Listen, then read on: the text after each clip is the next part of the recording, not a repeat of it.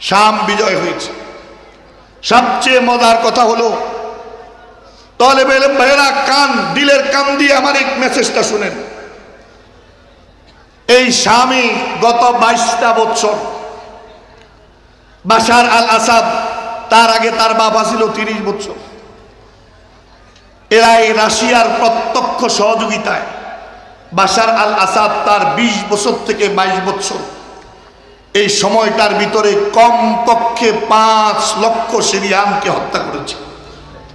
তার মধ্যে 3 লক্ষ ছিল শিশু, নারী আর যুবক। মায়ের ঘরে, বাপের ঘরে যে ছেলের বয়স 12 থেকে 14 বছর হয়ে যেত, 15 বছর হয়ে যেত, মা আর বাবা অস্থির হয়ে যেত। হায়, না জানি কোন অপরাধে বাশারের বাহিনী ধরে নিয়ে যায়, না জানি তারা জঙ্গি বানিয়ে দেয়, না জানি তারা সন্ত্রাস বানিয়ে দেয়, না জানি তারা তালেবান আল কায়দা বানিয়ে ধরে ফেলে। এই আতঙ্কের ভিতরে থাকতো। বনি ইসরাইলের সত্য প্রসূত ছোট্ট ছোট্ট বাচ্চাগুলোকে ফেরাউন হত্যা করেছে তার ক্ষমতা হারানোর ভয়ে। আর এই বাশার আল আসাদ নব্য ফেরাউন, সেও 5 লক্ষ সিরিয়ানকে হত্যা করেছে তার ক্ষমতা হারানোর ভয়ে। আর এই বাংলাদেশেও এক শ্রেণীর শাসক হাজার হাজার আলেম তালেবে ইলমকে হত্যা করেছে ক্ষমতা হারানোর ভয়ে। কারোই ক্ষমতা নেই, কিন্তু নবীর ওয়ারিসরা ঠিকই আছে, ওই মাদ্রাসাগুলো ঠিকই আছে, ওই জঙ্গি প্রজনন কেন্দ্র যেগুলো বলছো, আইসা দেখো ওই প্রত্যেকটা মাদ্রাসা স্বাধীনতার সার্বভৌমত্ব রক্ষার এক একটা কেন্দ্র হয়ে গেছে। এখন আমাদের দেশের সমন্বয়করাও স্বীকার করে আমাদের 2024 সালের এই যে সফলতা, এর পিছনে 2013 সালের আলেমদের রক্ত হলো আসল স্পিড। স্বীকার করতে হবে, তুমি যদি বিবেকবান হও তোমাকে এটা মেনে নিতে হবে। 2013 সালে শাপলা চত্বরে যেদিন 50 লাখ নবীর আশেক জড়ো হয়েছিল, সেদিন যদি ধর্মনিরপেক্ষতার বুলি ছেড়ে, পশ্চিমাদের গোলামি ছেড়ে, ভারতের গোলামি ছেড়ে সব মুসলমান আলেমদের পিছনে এসে দাঁড়াতো, তো জালিমের জুলুমের অবনতি, জালিমের জুলুমের পরিণতি সেদিনই তারা ভোগ করে ফেলত। আমাদের পিছনে না দাঁড়ায় 17 বছর মার খাইছো, পিঠা খাইছো। শিক্ষা নাও, ভবিষ্যৎ জিন্দিগিতেও যদি পিঠ বাঁচাইতে চাও আর জান বাঁচাইতে চাও, নবীর ওয়ারিসদের পিছনে পিছনে চলো। তো এই স্বামী ভয়ঙ্কর ভয়ঙ্কর 10-12টা কারাগার বানাইছে বাশার আল আসাদ। তার মধ্যে এক ভয়ঙ্কর কারাগারের জমিনের নিচে 3 তলা, এর নিচে ছোট্ট ছোট্ট অন্ধকার কুঠুরি।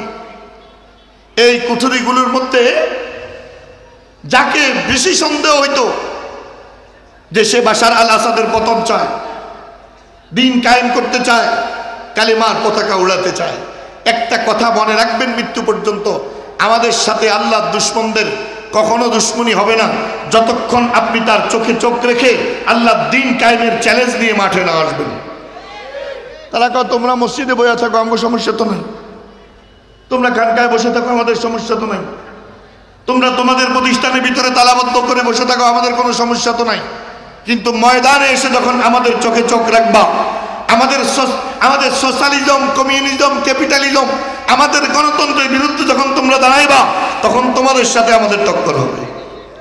আপনি দেখেন না তা কি, যে আসে না ময়দানে তার সাথে কোনো দুশ্মনী নেই, তারা ভালো।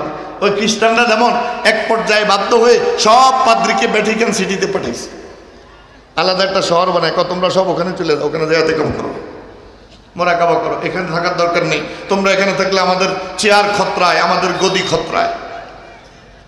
কারণ যারা চেয়ার করে, গদি করে, গদির জন্য রাজনীতি করে আর ক্ষমতার জন্য রাজনীতি করে, আল্লাহর কসম এরা মৃত্যুকে অতটা ভয় পায় না গদি হারানোকে যতটা ভয় পায়। এই জন্য একবার যদি এদের কানের মধ্যে দেওয়া যায় যে মৌলবীরা তো তোমার গদি লিয়ে টানাটানি শুরু করছে, তো ওই দিন থেকে দরবাকর শুরু। একটা ঘটনা মনে আমি আপনাদেরকে বলছিলাম, ওই পাকিস্তানের বেনজির ভুট্টো মহিলা, সে নাকি একবার একটা সম্মেলনে নির্বাচনী জনসভায় বসে গণ গণ গণ গণ তসবি টিপে গণ গণ গণ গণ এইবার কারণ পাশে এক আলেম জিজ্ঞেস করতেছে, এই ম্যাডাম আপনি তসবিতে কি পড়েন না তো ঘন ঘন করে? কয় আমি তসবিতে আয়াতুল কুরসি পড়ি। কি পড়ে? আয়াতুল কুরসি। কুরসি মানে আম্মা বলেন না, কুরসি মানে গদি, গদি চেয়ার। তো আয়াতুল কুরসি যেহেতু এটার মধ্যে কুরসি শব্দ আছে, কেউ তারা বুদ্ধি দিছে এটা পড়লে কুরসি কোনোদিন হাত ছাড়া হতো না। তখন আলেমে জিগায়, তো আপনি যে আয়াতুল কুরসি পড়েন, আয়াতুল কুরসি একবার পড়তেও তো 1 মিনিটের মতো লাগে, এত ঘন ঘন ডানা টিবেন কেমনি? আর হে কয় হুজুর কিছু মনে করেন না, আপনারা তো পুরো আয়াতুল কুরসি পড়ে, এর লেগে সময় বেশি লাগে। আমি শুধু কুরসি কুরসি কুরসি কুরসি কুরসি কুরসি কুরসি কুরসি কুরসি কুরসি, আমার তো খালি এটা না দরকার, আমার তো আগে আর পিছনে দরকার। আল্লাহু লা ইলাহা ইল্লা হুয়াল হাইয়ুল কাইয়্যুম লা তাখুযুহু সিনাতুন ওয়ালা নাওম লাহু মা ফিস সামাওয়াতি ওয়া মা ফিল আরদ, এর দুটো আমার লাগবে না। মান যাল্লাযী ইয়াশফাউ ইনদাহু ইল্লা বিইজনি, দরকার নাই। ওয়ালা ইয়াউদুহু হিফযুহু, মারে কি রয়ে গেছে নি? ওয়াসিআ কুরসিয়্যুস সামাওয়াতি ওয়াল আরদ, এইটার ভিতরে আমার খালি কুরসি শব্দ হইলে চলবো, এর লেগে আমি তাসবিহতে খালি সারা দিন কুরসি কুরসি করি। এই জন্য এরা যদি কয় 70-80 রাকাত নফল নামাজ ডেলি পড়ে, এরা যদি কয় ফজরের নামাজের পরে 3 পারা তেলাওয়াত করে, এরা যদি কয় তাহাজ্জুদ সারা দিন কাটে না, বুঝবেন যে নামাজে দাঁড়ায় কুরসি কুরসি করবে। এই কুরসি পার্টি বাশার আল আসাদ এই জমিনের নিচে অন্ধকার প্রকোষ্ঠে আল্লাহর মুজাহিদদেরকে ঢুকাইছে। তার মধ্যে এক যুবক 17-18 বছর বয়সে ঢুকছে, 14 বছর পরে বের হয়েছে, 35 বছরের এমন।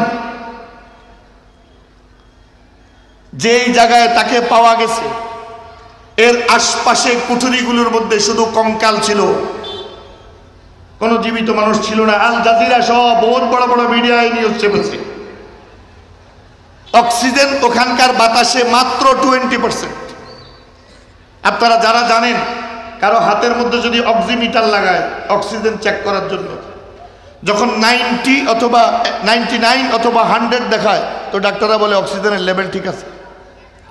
যদি 90 নিচে চলে আসে, ডাক্তাররা বলে আস্তে আস্তে অবনতির দিকে যাচ্ছে।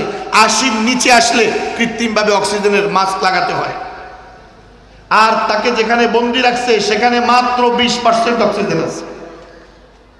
আলো বাতাস দুনিয়ার কিছুর সাথে তো কোনো সম্পর্ক নাই, খাবারও নাই।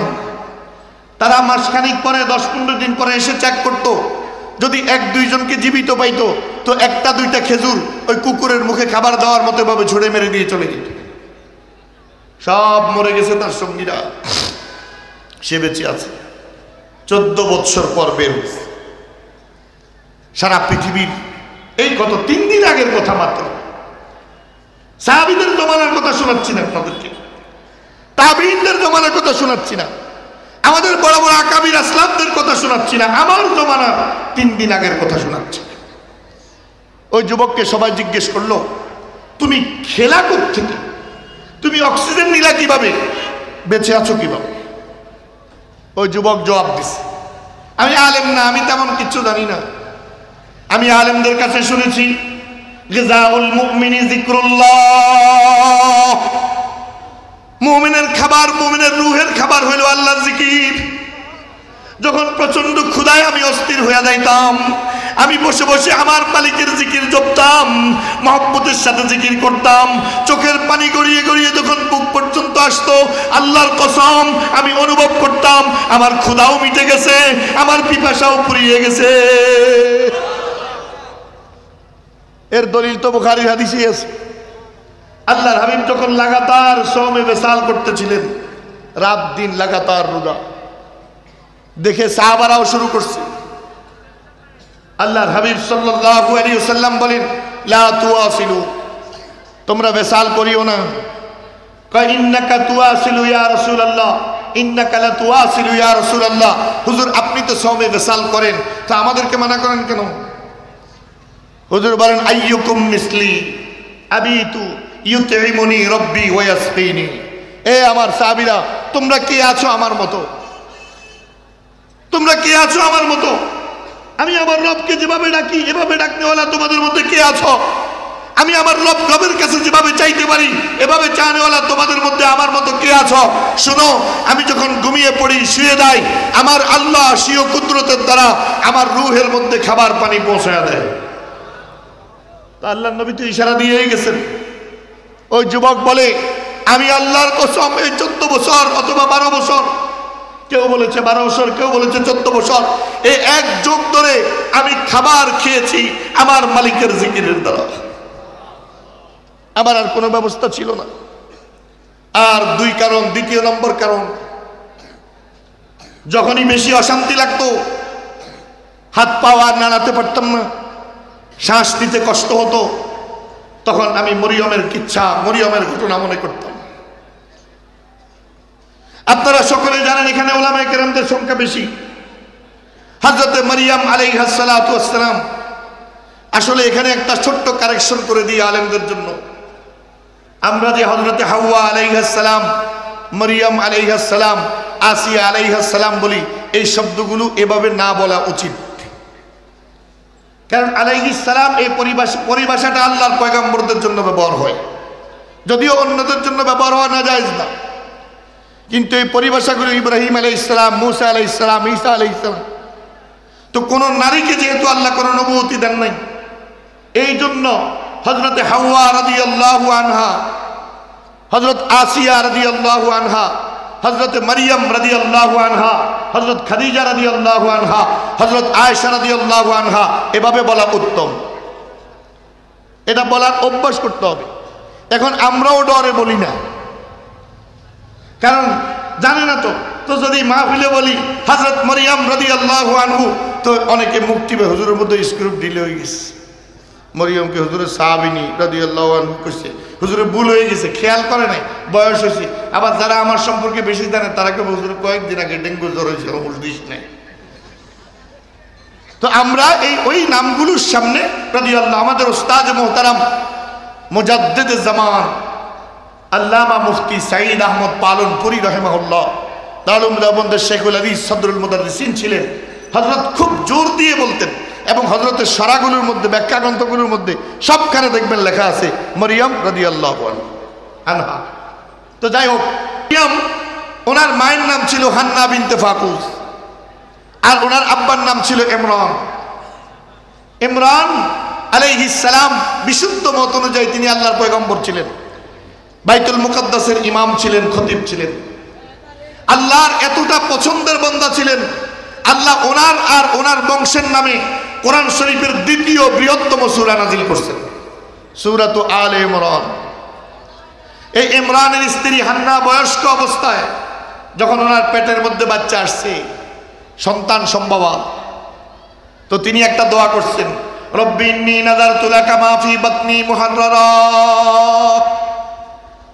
ফাতাকাব্বাল মিন্নি ইন্নাকা আনতাস সামিউল আলিম। এটা মান্নত করছেন, আল্লাহ আমার পেটে যে বাচ্চাটা আছে এটা যদি সুস্থভাবে ভূমিষ্ঠ হয়, এটাকে তোমার ঘর বাইতুল মুকাদ্দাসের খাদেম হিসাবে অক্ষ করে দিব। এই নিয়তটা কইরা স্বামীরে কয় রাত্রে, ফলা হইব না মাই হইব কন্ত দেখি। হযরত ইমরান কয়, ওইলে না কইতাম, ছেলে না মেয়ে, এমন কেমনে কব, আল্লাহ তো কিচ্ছু বলে নাই। মারিয়াম, হযরতে মারিয়ামের মা হান্না কয়, ফলা হইব। তুমি কেমনে এত কনফিডেন্ট, এত নিশ্চিত হইলা কেমনে? আছে আছে, একটা ঘটনা আছে, আল্লাহর সাথে আমার একটা ফেসবুক আছে। আমি আল্লাহরে বলছি আমার পেটের মধ্যে যে বাচ্চা আছে এটা ভূমিষ্ঠ হইলে বাইতুল মুকাদ্দাসের খাদেম বানাবো, তো মসজিদের খাদেম মেয়ে হইব কিভাবে? ছেলে হইব। মনের মধ্যে খেয়াল, কিন্তু ইচ্ছা তো বান্দারটা চূড়ান্ত না, ইচ্ছা চূড়ান্ত কার? ফালাম্মা ওয়াদাত ক্বালাত রাব্বি ইন্নী ওয়াদাতুহা উনসা। আমা যখন ভূমিষ্ঠ হইছে, মায়ের কোলে দিছে, মা তাকায়া দেখে মেয়ে, তাজ্জুব হইয়া ক্বালাত রাব্বি ইন্নী ওয়াদাতুহা উনসা।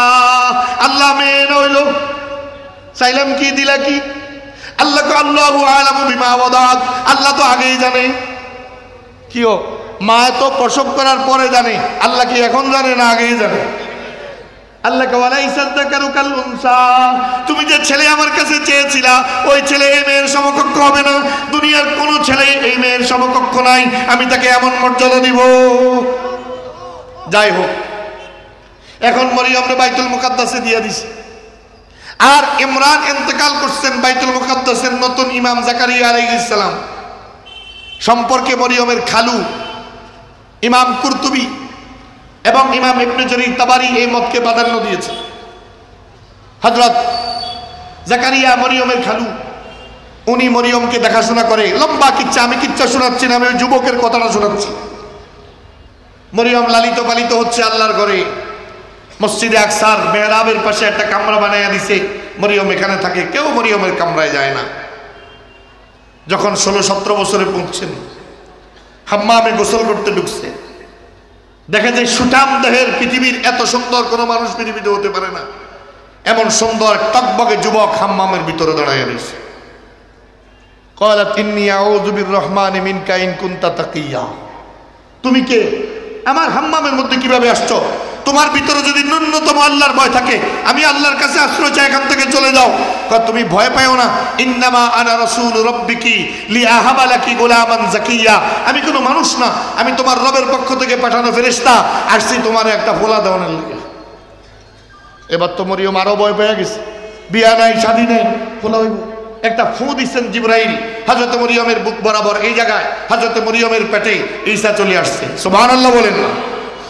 তোমাদের তোমাদের জীববিজ্ঞান না বলছে ফোলা হইতে হইলে বাপের এক্স লাগবে, মায়ের বাপের ওয়াই লাগবে, মায়ের এক্স লাগবে, দুইটা একসাথ হইলে তারপর ফোলা হইব। এখন ঈসা আলাইহিস সালাম যে মরিয়মের পেটের মধ্যে আসছে, কোন ওয়াই দিয়ে আইছে? আমার রবের এই আসমান এই জমিন তোমার বিজ্ঞান দিয়ে পরিচালিত হয় না, আমার রবের ইচ্ছায় পরিচালিত হয়। তুমি আজকে বিজ্ঞানের দাপটে আমি আমার আল্লাহকে ভুলে গেছো। তোমার বিজ্ঞান তো আজ পর্যন্ত একটা মশার মোকাবেলাও করতে পারে না, ঠিক না? ঠিক বলেন না? এই গত 2 সপ্তাহ আমার ডেঙ্গু জ্বর ছিল, মশার কামড়ে এই জ্বর হয় তারা কয়। ঢাকা বড় বড় প্রফেসরদের সাথে কথা বলছি, আগেও একবার হয়েছে। তারা সবাইকে হুজুর হসপিটালে এসে কিতা করবেন, বাসায় ট্রিটমেন্ট করেন, তরল খাবার খান। কি খাবো? পেঁপে খান, মালটা খান, ইত্যাদি ইত্যাদি খান, নাপা খান, আর কোনো ওষুধ নাই। তো প্ল্যাটিলেট যদি কমে যায়, তো কমে গেলে ডাক্তার কিটা করবে? কিচ্ছু করেন না। প্ল্যাটিলেট ডাউন হতে থাকে, প্লাজমা দেয়, অন্যের শরীরে থেকে রক্ত ঢুকায় দেয়, তারপর প্ল্যাটিলেট বাড়ে না, আর যার বাড়ে অটোমেটিক বাড়ে। আপনি শুয়ে থাকেন, তা আমি গেলাম তো, আর আপনাকেও কি কাম? আমার যদি ট্রিটমেন্ট হয়ে থাকে আপনার কি কাম? হাজার হাজার বছরের পুরনো রোগ এই ডেঙ্গু জ্বর, এটার ট্রিটমেন্ট আজ পর্যন্ত তোমার বিজ্ঞান আবিষ্কার করতে পারে নাই। আর আমার রবের কিতাব খুলে দেখো, হযরত আইয়ুবকে সমাজ থেকে বের করে দিছে অসুস্থ বলে, আমার রব চোখের পলকে আইয়ুবকে আগের চেয়ে দ্বিগুণ সুন্দর করে সুস্থ করে দিছে। তাহলে তোমার বিজ্ঞান চূড়ান্ত নয়, চূড়ান্ত হলো আমার আল্লাহর ইচ্ছা। ও ভাই বলেন না, চূড়ান্ত কি? এইসব নাস্তিক সারা জীবন নাস্তিকবাদিতার প্রচার করে, জন অসুস্থ হয়ে হাসপাতালে যায়, ওই নাস্তিকের মাইয়া কয় আব্বা দেশবাসীর কাছে দোয়া চাইছে। কি রে, সারা জীবন খোদারেও মানলি না, রবকেও স্বীকার করলি না, এমন কোন দোয়া চায়? আবার মরার পরে জানাজাও লাগে। আমার একটা দাবি এই দেশে, আমার একটা দাবি এই দেশে আহমদিয়া মুসলিম জামাত নাম দিয়া গোলাম আহমদ কাদিয়ানীর কাফের জামাত, এদের জন্য আলাদা আলাদা একটা শ্মশান বানানো দরকার। আর এই দেশের নাস্তিকদের জন্য আলাদা একটা শ্মশান বানানো দরকার, এদের জানাজা যাতে 16 কোটি মুসলমানের দেশে না হয়। নাস্তিকতার প্রকাশ করে পরে আলেম দিয়া জানাজা পড়াইবা, এইসব বন্ডামিয়ার বিপ্লবীর জায়গা পাও না। 72-এ সংবিধান প্রণয়ন করছে, 72-এ শেখ মুজিবুর রহমান। ওই সংবিধান প্রথম কথা ছিল বাংলাদেশ ধর্মনিরপেক্ষতার আঙ্গিকে স্বাধীন হয়েছে, এই দেশ একটা সেকুলার দেশ হবে, ধর্মনিরপেক্ষ দেশ হবে। আমি জানতে চাই, ধর্মনিরপেক্ষ দেশ বাস্তবায়নের জন্য যদি যুদ্ধ করে থাকে, তো এই 30 লক্ষ শহীদ হইল কেমনে? যদি আল্লাহর জমিনে আল্লাহর দ্বীনের জন্য লড়াই করে, তাহলে না শহীদ হওয়ার কথা। আল্লাহর জমিনে যদি ইনসাফ কায়েমের জন্য লড়াই করে থাকে, তাহলে না শহীদ হওয়ার কথা। তারা বলে ধর্মনিরপেক্ষতার জন্য, আর স্বাধীনতার সময় যারা জীবন দিছে তাদেরকে জিজ্ঞেস করো, তারা বলবে জালিমের বিরুদ্ধে মজলুম লড়াই করেছে ইনসাফ কায়েম করার জন্য। সংবিধানের মধ্যে শুরুতেই গন্ডগোল ঢুকাই দিয়ে রাখছে। এই 2 নম্বর সংবিধান পরপর যারা আসে তাদের কাছে খেলতামাশার পাত্র, যে যার মতো করে সংবিধান সংশোধন করে। এই ইন্টারমি গভর্নমেন্ট শত শত ছাত্র জনতার শাহাদাতের রক্তের উপর প্রতিষ্ঠিত, এরা এই সংবিধানকে যত তেড়া জিনিস আছে সব বাদ দিয়ে মহান আল্লাহর উপর আস্থা ও বিশ্বাস স্থাপন করে, বিসমিল্লাহ স্থাপন করে, আল্লাহর কিতাব আর নবীর আদর্শ বিরোধী সমস্ত আইন প্রত্যাহার করে সংবিধান সংশোধন করতে হবে। নাইলে ফল উল্টো হইব। আমার রব তার স্বীয় রহমতের দ্বারা জালিমদের জুলুম থেকে মুক্তি দিয়েছেন। এখন সংবিধানে যদি রবের ইচ্ছার প্রতিফলন না ঘটে তো তোমাদের পরিণতিও আগেওয়ালাদের মতোই হবে। হিসাব মিলায় আনো। কথা দীর্ঘায়িত হয়ে যাচ্ছে। হযরতে মারিয়াম আলাইহিস সালাতু ওয়াস সালাম একটু আগে কইব হুজুরে কইছে রাদিয়াল্লাহু আনহু, এখন কালে পুরানা খাসলত কিটা করতে। হযরতে মারিয়াম রাদিয়াল্লাহু আনহা সন্তান এসে গেছে। যদি সমাজে তিনি থাকতেন তাহলে আগেই ধরা পড়ে যেত। যেহেতু তিনি একাকী আল্লাহর ঘরে থাকে, এজন্য উনি যে প্রসূতি নারী এটা কেউ টের পায় না। যখন সন্তান প্রসবের আর কয়েকদিন বাকি আছে, রাতের অন্ধকারে মরিয়ম মসজিদ থেকে বের হয়ে জঙ্গলে চলে গেছে। কেমনে মানুষকে মুখ দেখাবো? এ বাচ্চা হয়ে গেলে মানুষের কাছে কি জবাব দিব? জানতে চাইবে তার বাবাকে। আমার কাছে তো কোনো জবাব নাই। রাতের অন্ধকারে মরিয়ম বের হয়ে গেছে, হাঁটতে পারে না। গাছের থেকে একটা ঢাল ভেঙে লাঠি বানিয়েছে। জঙ্গলের ভিতরে থাকা বিষাক্ত কাঁটাগুলোর আঘাতে মরিয়মের দুই পা ক্ষত বিক্ষত হয়ে গেছে। খাবার নাই, পানি নাই, খুদ পিপাসায় কাতর হয়ে এদিকে নেকড়ে বাঘের আওয়াজ, এদিকে সিংহের গর্জন, এদিকে সাপের ফুসফুস আওয়াজ। পুরা জঙ্গলে একজন অসহায় নারী, পেটের মধ্যে বাচ্চা। একবার ভাবেন তো কেমন করুণ অবস্থা। চলতে চলতে চলতে চলতে অন্ধকারে ধড়াম করে এক জায়গায় বসে গেছে। ওই গাছটা ছিল একটা মরা খেজুর গাছ। দীর্ঘদিন থেকে মরে থাকার কারণে পাতাগুলো সব শুকায় নিচের দিকে নেমে গেছে। একদম ঠান্ডা গাছ দাঁড়িয়ে আছে। মরিয়ম এটার সাথে হেলান দিয়ে বসছে। বসে বলে, ইয়া লাইতানি মিত্তু ক্বাবলা হাযা ওয়া কুনতু নাসিয়াম মানসিয়া। হায়, আজকের আগে যদি আমার মওত হয়ে যাইতো, দুনিয়ার মানুষ আমাকে ভুলে যাইতো, তাইলে এই লাঞ্ছনা, এই গ্লানি, এই অপমানের দিন আমাকে দেখতে হইতো না। আল্লাহ কয়, মরিয়ম এত অস্থির হও কেন? ফয়সালা করেছি আমি আল্লাহ, লা তাখাফি ওয়া লা তাহজানি। ভয় পাইও না, চিন্তা করো না, আমাকে আমার কাজ করতে দাও, একটু সবর করো। হযরত মরিয়ম বলে, মালিক খাবার তো নাই, খুদ পিপাসায় তো আমি কাতর, আমি অস্থির, আমি কি করব? আল্লাহ কা হুজি ইলাইকি বিজিজিন নাখলাতি তুসাকিত আলাইকি রুতাবান জানিয়া। মরিয়ম যে গাছের সাথে হেলান দিয়ে বসেছো, হাত দিয়ে একটু হালকা ঝাঁকি মারো। আল্লাহু আকবার কন্যা বলেন, খেজুর গাছটা জিন্দা না মুর্দা? বলেন, এই গাছের মধ্যে কোনো খেজুর আছে? যদি তাজা খেজুর থাকেও কোনো মহিলার ঝাঁকুনিতে খেজুর পড়বে? 2-4-10 জন বেড়ায় ঝাঁকুনি দিলেও তো খেজুর গাছ লড়ে না। এত মোটা শক্তিশালী খেজুর গাছ, কিন্তু হুকুম কার? মরিয়ম একবার ভাবেও নাই। মরা গাছ যাকে দিলে লাভ হইব কি?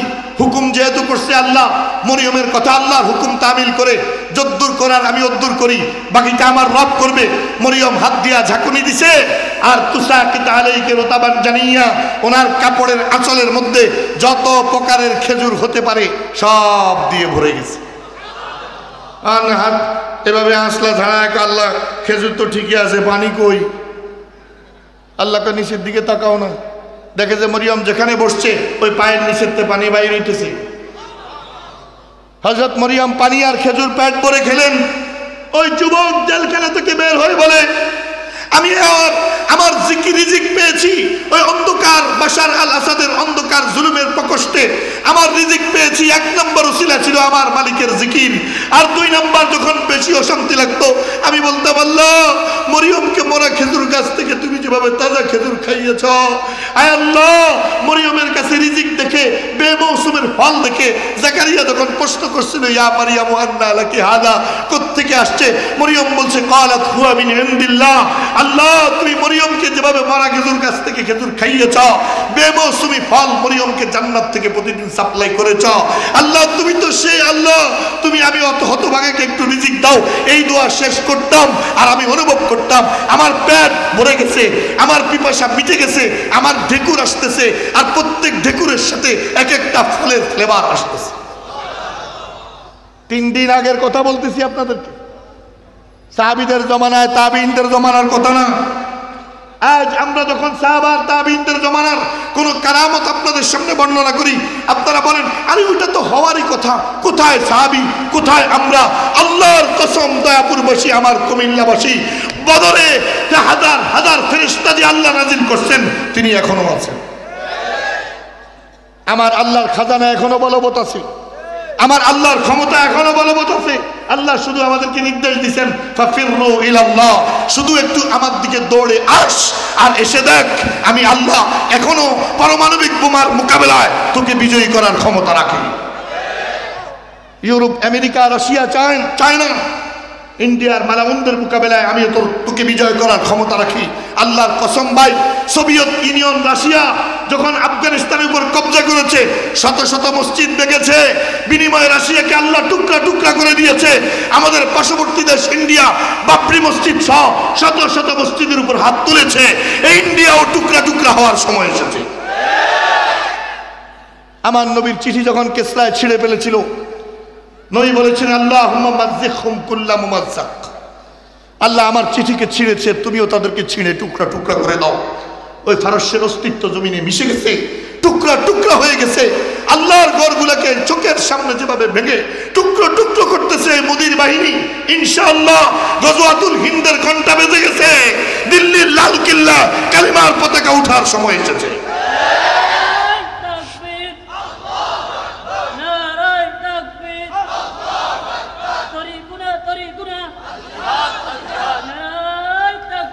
শুধু ভাই একটা দুইটা মিনিটে আর আমার এই শেষ মেসেজটা শুনেন, তা হলো এই, আল্লাহর হাবিব বলেন আন তাকুনু জুনুদাম মুজান্নাদা।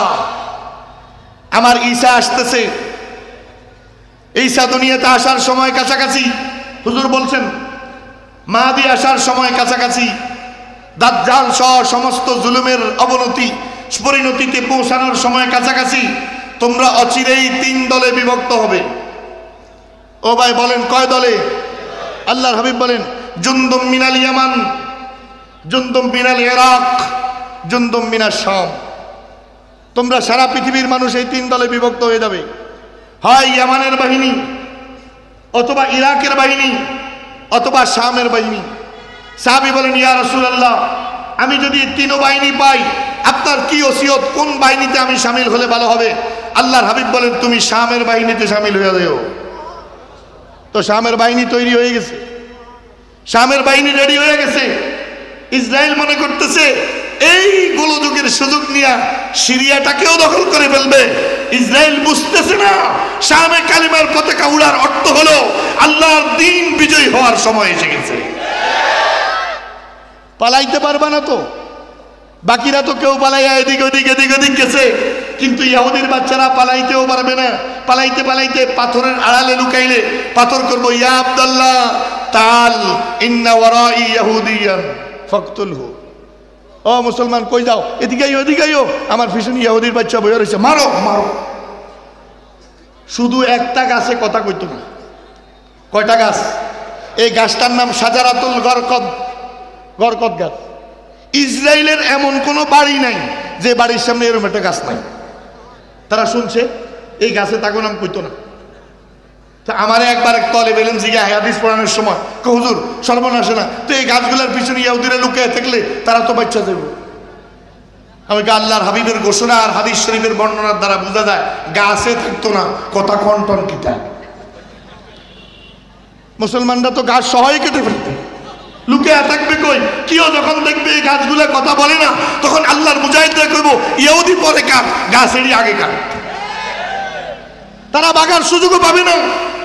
আল্লাহ 3-4 জন বাগছে এই বছরে, আর 12-14 দিন আছে। কিও ডিসেম্বরে কয় তারিখ আজকে? 13 তারিখ, আর 15-16 দিন আছে। আল্লাহ এই 15-16 দিনের ভিতরে মোদি আর বিনিয়ামিনকেও বাগার ব্যবস্থা করে দাও। মুসলমানদের কলব শীতল হচ্ছে আস্তে আস্তে, মুসলমানদের অন্তর প্রশান্ত হচ্ছে আস্তে আস্তে। আমাদের এখন চূড়ান্ত প্রস্তুতি নেওয়ার সময়, আমাদেরকে কোনো না কোনো জুনুদের সাথে শামিল হতে হবে। সুতরাং এখন থেকে দোয়া চালিয়ে দেওয়া, আল্লাহ এই 3 দলের বাইরে আমাকে গুমরাহর পথভ্রষ্টদের মধ্যে রেখো না। তোমার রাস্তায় জিহাদ করে যারা জীবন দিবে, শহীদ হবে, সেই কাফেলায়, হয় ইরাকি কাফেলায় অথবা শামী কাফেলায় অথবা আপনার কি বলেন ইয়ামানি কাফেলায়, এক কাফেলায় তুমি আমাকে শরীক করো, মাহাদির সহযোগী বানাও। এই শপথ আর এই দোয়া এখন আমাদের প্রধান কাজ। আমরা এই শপথ নিয়ে আল্লাহর কালামের এই জলসা থেকে, এ মারকাজ থেকে, মান সাআলাল্লাহ আশ-শাহাদাতা বিসিদকিন বাল্লাগাহুল্লাহু মানাজিলাশ শুহাদাই ওয়া ইম্মাতা আলা ফিরাশিহি। আল্লাহর হাবিব বলেন, যে ব্যক্তি ইখলাসের সাথে খাঁটি অন্তরে আল্লাহর কাছে শাহাদাত তামান্না করে, সে যদি বিছানায়ও মরে আল্লাহ তাকে শাহাদাতের মর্যাদা দিয়েই ছাড়ে। আল্লাহর রাস্তায় জীবন দেওয়া, শহীদ হওয়া, আল্লাহর দ্বীন আল্লাহর জমিনে কায়েম করা, এটা আমাদের জীবনের সবচেয়ে বড় মাকসাদ। শুধু আমাদের না, হার পয়গম্বরদের আল্লাহ বলেন লিউযহিরাহু আলাদ দীনি কুল্লি হুয়াল্লাযী আরসালা রাসূলাহু বিল হুদা ওয়া দীনিল হক লিউযহিরাহু আলাদ দীনি কুল্লি। আমার পয়গম্বরকে দুনিয়াতে পাঠানোর মূল মাকসাদ হলো সমস্ত বাতিলের উপর আল্লাহর দ্বীনকে বিজয়ী করা। ইনশাআল্লাহ তাআলা আমরা আল্লাহর রাস্তায়, আল্লাহর জমিনে আল্লাহর দ্বীন কায়েমের জন্য, 3 জুনুদের কোন এক জুনুদে শামিল হওয়ার জন্য, আল্লাহর কালিমার পতাকা বুলন্দ করার জন্য তৈরি আছি তো সবাই ইনশাআল্লাহ।